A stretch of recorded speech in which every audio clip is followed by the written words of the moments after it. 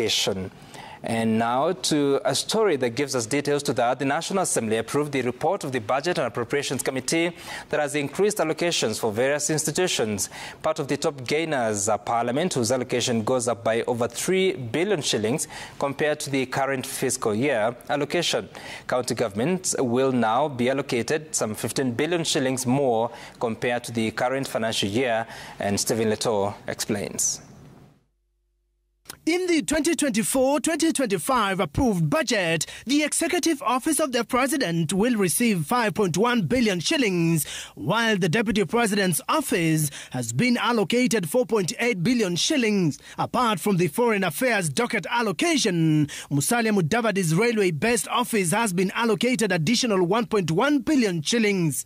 State House has also been allocated 9.5 billion shillings, with 275 million shillings approved for Cabinet Affairs Office. And because this House is prudent, Honorable Speaker, this House has now and will be approving a budget that is a climb down from 4.18 trillion as it was in the BPS to the current level of 4.006 trillion, Honorable Speaker. The Senate has been allocated 8 billion shillings, while Parliament Support Services, Parliamentary Liaison and Legislation have also been factored in the budget.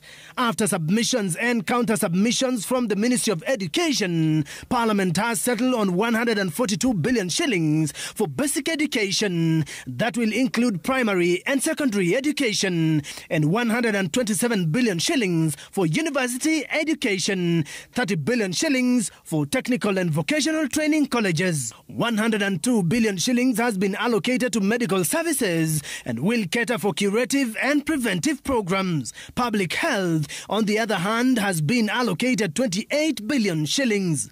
The energy sector has been allocated 69 billion shillings, majority of which will be utilized under the transmission and distribution of power in the last mile connectivity program. And members need to hear this. We have included, on top of the usual budget, we have included 14.5 billion Kenya shillings, monies that will be divided equally among all the 290 constituencies for electrification of our villages and estates in the Republic of Kenya, Honorable Speaker.